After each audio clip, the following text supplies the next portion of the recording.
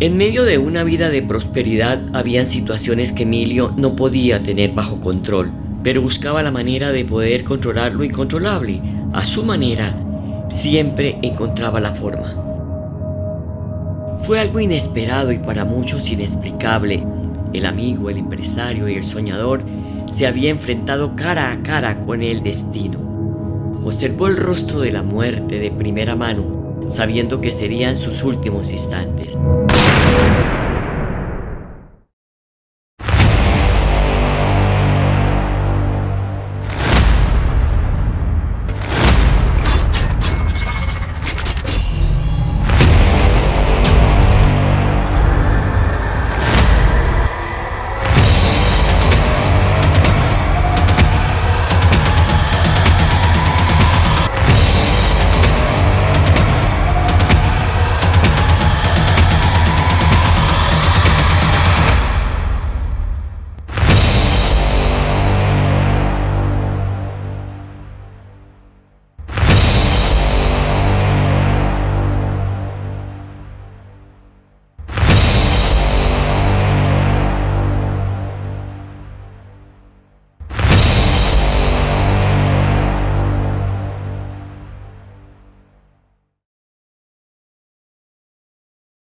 Es solo cuando realmente sabemos y entendemos que tenemos un tiempo limitado en la tierra y que no tenemos manera de saber cuándo nuestro tiempo se ha acabado, que entonces comenzará a vivir cada día al máximo, como si fuera el único que teníamos. Elizabeth Kübler-Ross. Señor, estamos delante de ti, te rogamos que cuides a nuestra mamá y que nos vaya bien en este viaje. Y que cuides mucho a nuestra mamita, a Emeterio y a mí. Amén. Los hermanos Garnica, Emilio y Emeterio se vincularon desde muy pequeña edad a la acrobacia, a la gimnasia. Practicaban este ejercicio en el solar de su casa. Cuando vieron la oportunidad de vincularse a un circo que había llegado a Bucaramanga. De origen piedecuestano y humilde, a muy corta edad estos dos aventureros se embarcaron durante 10 años en una gira internacional con el circo mexicano Timoteo Sánchez, que los reclutó como mozos de cuerda durante una gira por Santander. Este espectáculo comprendía argollistas, barristas, trapecistas, equilibristas, contorsionistas, malabaristas, pulsadoras, transformistas, mandibulistas, cantantes, bailarinas, payasos y acróbatas para cautivar al público. Allí aprendieron los secretos y destrezas de este arte.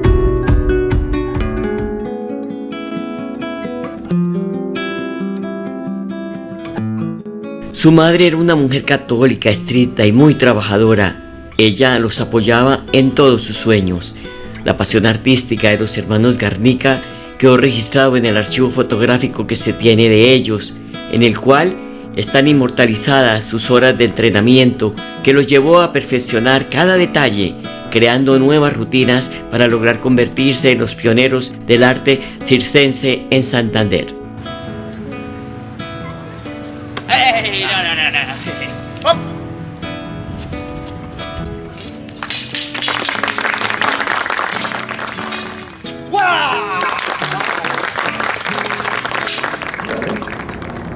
Hablar de Emilio Garnica Uribe es viajar a una Bucaramanga llena de aventuras. Muy seguramente es el, si no principal responsable, tal vez la persona que nos trae con facilidad la cultura. Primeras compañías de teatro, su teatro Garnica se vuelve emblemático en la ciudad, y aparte de esto también la posibilidad de espectáculos de gran formato que con toda seguridad la ciudad no tenía. La posibilidad de corridas de toros y de ciertos espectáculos que demandaban unos espacios importantes y una logística también grande fueron posibles gracias al señor Garnica, como muchos le llamaban. Hacia el año 1900 los hermanos Garnica participaron en la Guerra de los 1000 días. Eran simpatizantes de las ideas liberales y se unieron a la causa revolucionaria del general Rafael Uribe Uribe. Por las reconocidas habilidades en la acrobacia y por su seguridad y astucia, fueron incorporados en el espionaje para hacer inteligencia y así infiltrar las tropas oficiales. Pero cuando dieron la avanzada, sí ya les tocaron que coger armamento. Cuando vino la avanzada, que dieron la orden de tomarse Bucaramanga y por eso le pegaron un tiro a Emilio en la pierna. Porque se fue adelante y Emeterio dijo, no se vaya adelante. Y él todo emocionado, no, se fue adelante. Y Emeterio sí se fue atrás, en la retaguardia. La Guerra de los 1000 días ha sido una de las grandes derrotas de los santanderianos como sociedad, digamos. Hay 3 derrotas: la primera la de los comuneros, segundo el proyecto radical y tercero la Guerra de los 1000 días. Bucaramanga queda postrada, su economía, su desarrollo, su expansión urbana, a pesar que la ciudad no fue escenario de confrontación ni de batallas, pero la gran mayoría de los soldados liberales, que eran trabajadores del café, vivían en Bucaramanga, y muchísimos artesanos. En 1895, cuando regresan a Bucaramanga, inician por cuenta propia sus hazañas emprendedoras. La primera en el negocio del tabaco y la segunda, ya seguros de sus habilidades, con la creación de su propio espectáculo en el oficio cultural del entretenimiento con el proyecto Circo Garnica.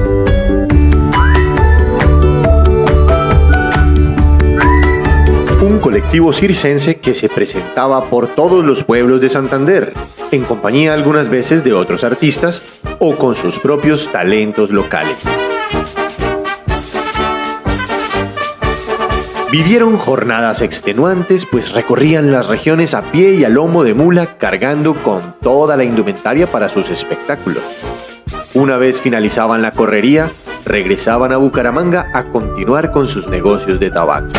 Y así, cada semana se repetía la misma rutina.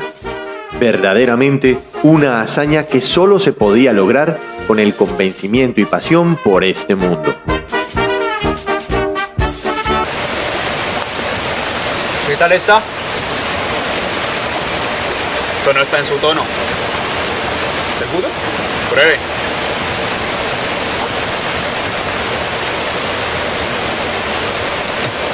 Es verdad. Después viene una época muy difícil bajo la hegemonía conservadora y viene la reconstrucción jalonada por una colonia muy dinámica de comerciantes sirio-libaneses, que todavía recordamos los apellidos: los Giorgi, los Barbur, los Nigrines, los Lega, que jalonaron la reconstrucción de Bucaramanga y que en 1910 le donaron a la ciudad el Parque Centenario como homenaje a la independencia del país, que hoy funciona donde funciona, en la carrera 19, 18, y que a la entrada se encuentra como homenaje a esos sirio-libaneses que profesaban el islamismo, la media luna que todavía tiene el parque. Emilio encuentra en su hermano Emeterio un apoyo incondicional y de confianza. Los dos compartían pasión por el mundo del espectáculo. Pocos años después, los hermanos Garnica lograron consolidar sus ilusiones, tener cada hermano su propia fábrica de tabaco. Emilio bajo el nombre de El Buen Tono y Emeterio lo bautizó La Libertad. En 1919, Emilio compra el Coliseo Peralta, revolucionando el teatro para incorporar el deporte como lo fue el boxeo, la lucha libre, el patinaje deportivo, el tiro al blanco y entre otros, lo que le permitió convertir el Coliseo en un centro polifacético, satisfaciendo las expectativas del público humangués, al ofrecer una variedad del espectáculo de forma permanente. En la celebración de la independencia de Colombia en 1910, organizaron eventos en la ciudad. Uno de los eventos que propuso Emeterio es elevarse en un globo.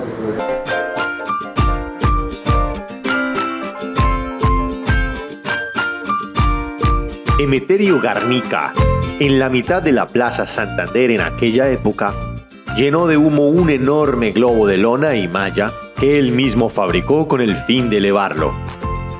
En la boca del globo amarró un trapecio y de ahí se colgó haciendo acrobacias mientras soltaba palomas y flores por el camino.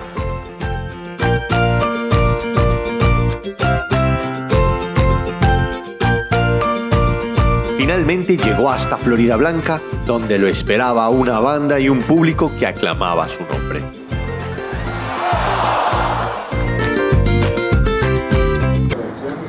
Y en la plaza de esa época, la Plaza Belén, hoy Parque Santander, ahí hicieron una hornilla grande, ¿no? De las 4 de la mañana empezaron a inflar el globo. El globo estaba amarrado con unas estacas y lo estaban inflando, llenando de aire. Y la hora de partida de lanzar el globo era las 12 de mediodía y esa señal la daba el reloj del edificio Garnica y la sirena. Por otro lado, también de destacar sus emprendimientos, ya no solamente en lo artístico, en lo cultural, en esas producciones de época, sino también el tema del cigarro que estuvo tan ligado, el tabaco que estuvo tan ligado a la cultura nuestra, y que fue una fuente de riqueza importante para la sociedad santandereana. Fábrica de cigarros El Buen Tono, el haber hecho en su momento para dicha fábrica un edificio que era emblemático para la ciudad, también es de destacar. Y me atrevo a destacar una faceta, ya desde el plano personal, que viene de las historias de mi abuelo. Mi abuelo Alberto Liévano fue uno de sus alumnos, tanto del padre como del hijo, en una escuela de boxeo de la ciudad de Bucaramanga. Emilio Garnica lidera y es propietario de una de las actividades económicas más emblemáticas de Santander en esos años, de Bucaramanga, que nos puso en la dinámica nacional. La industria de las fábricas de cigarros y cigarrillos, las más grandes del país, que cubrían todo el mercado nacional, eran de Bucaramanga, y don Emilio y su familia eran dueños de la fábrica del Buen Tono.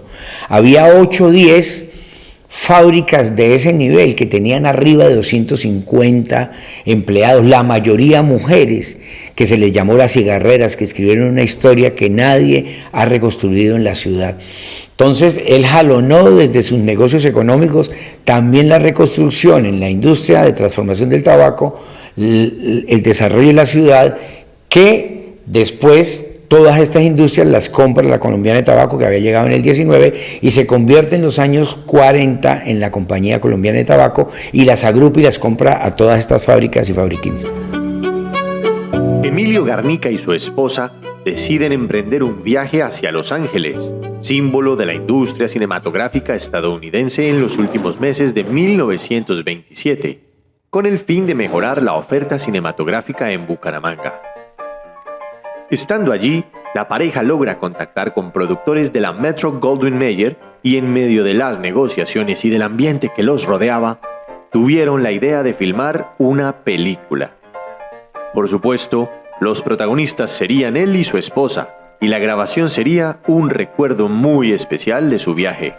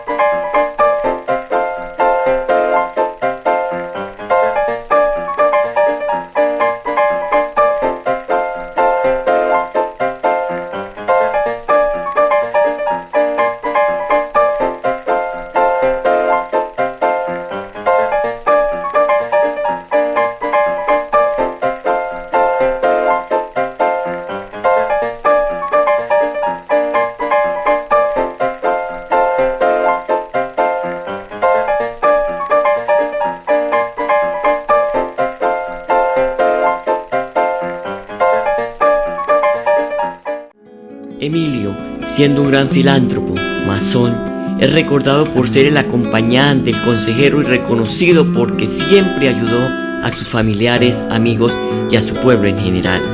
Tanto así que uno de sus más grandes amigos fue el compositor santanderiano Luis Antonio Calvo, quien le obsequiaría una pieza musical invaluable, el vals El Buen Tono, en agradecimiento por costear parte de su tratamiento de la enfermedad de Hansen.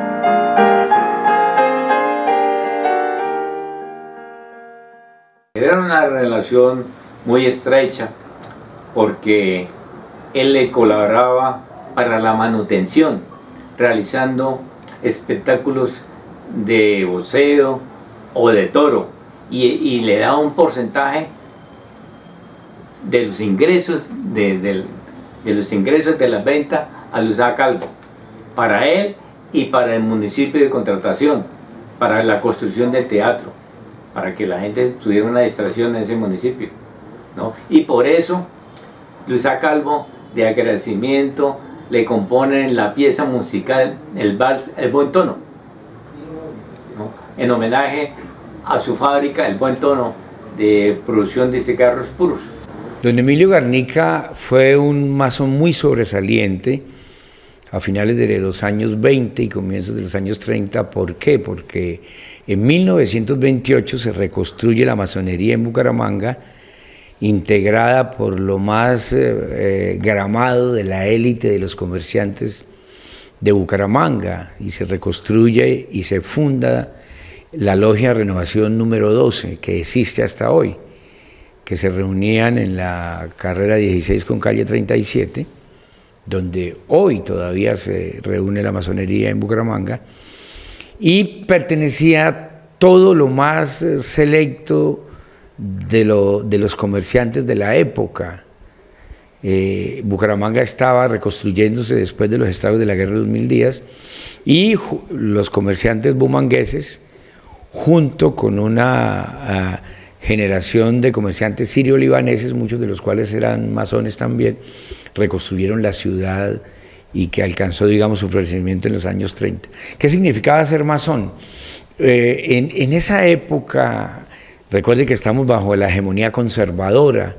Los gobiernos que tenían el poder eran gobiernos conservadores, de corte autoritario, donde las ideas liberales y la promoción de la tolerancia, de la libertad, no era bien visto, y sobre todo tener costumbres liberales, tener pensamiento liberal, promulgar ideas en función de los otros, de la fraternidad, de la solidaridad, se veía como algo contra natura, como algo que atentaba contra el orden. Los masones pues obviamente no eran bien vistos en un régimen, digamos, conservador como ese. Y ser masón, en consecuencia de ello, significaba todo lo contrario, ¿no? Propender porque hubiese libertades, porque los gobiernos no fueran autoritarios, porque se financiara y se promulgara la educación, el pensamiento crítico de las personas, que la gente fuese, digamos, no dependiera ni de la iglesia, que era el principal adversario, ni de la tutela de los partidos, digamos, oscurantistas. Y él fue, su vida, su pensamiento y su acción fue un ejemplo de ser un buen masón. El gusto y la pasión por los negocios, así como la confianza en sí mismos, le permitió a los hermanos Garnica darle el toque del rey Midas al universo que estaban comenzando a crear. Hoy en día, 100 años después, muy a pesar de que parte de su legado ha sido derrumbado, aún se conservan gratos recuerdos en algunos moradores de la Bucaramanga actual, que recuerdan la grandeza del Circo Garnica, su imponente edificación y todas las historias que reposan en la memoria urbana que se encuentran detrás del reloj y la sirena del Teatro Garnica.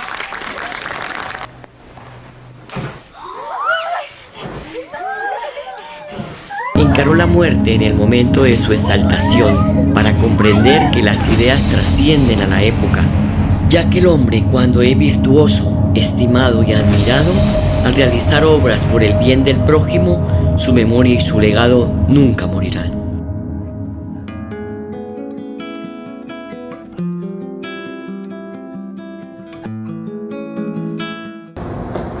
Su desaparición súbita, en la que pues no vale la pena entrar en detalles, y también posteriormente la de su hijo, llamaron en ese momento la atención especialmente de los bumangueses.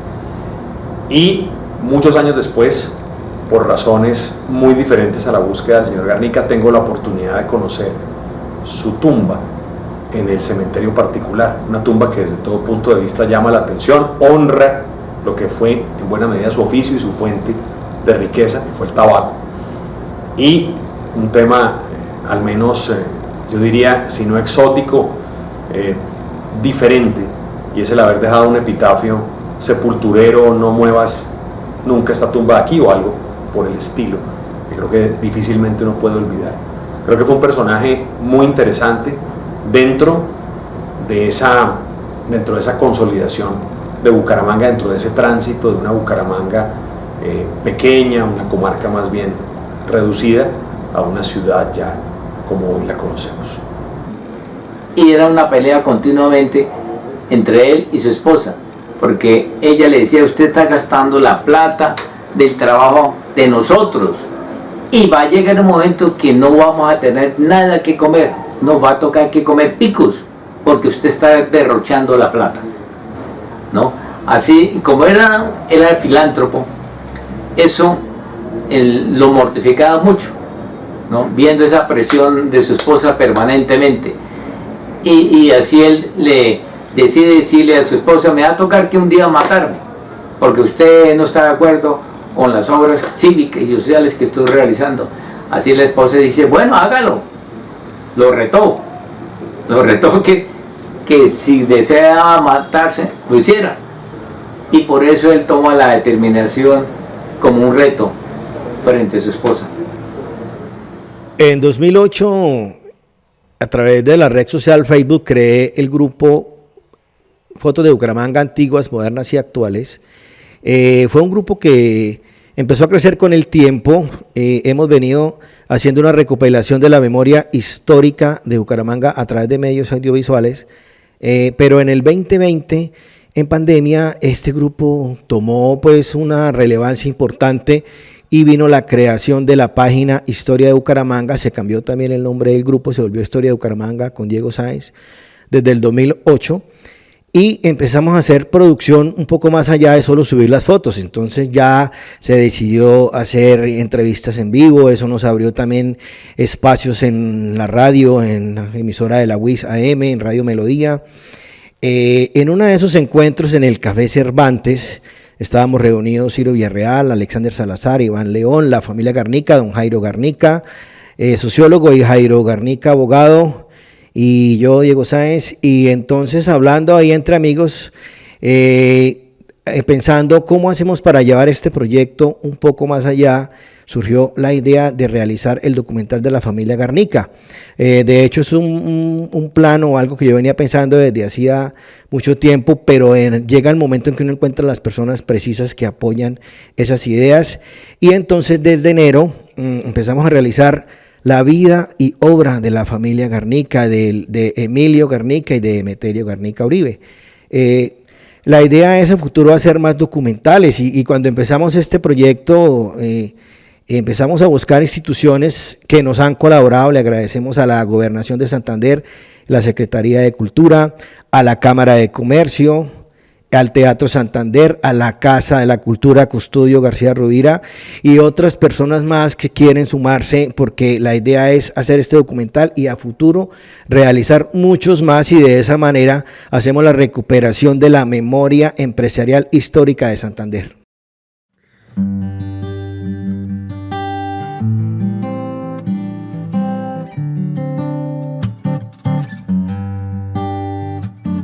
En la línea temporal de los hechos sucedidos, todos están incluidos en su historia personal. Somos todos constructores de emociones compartidas que enriquecen nuestra vida y debemos respetar. Pasajeros en el tiempo, un recuerdo nos alegra el corazón, congelando los momentos en retratos que guardamos con amor.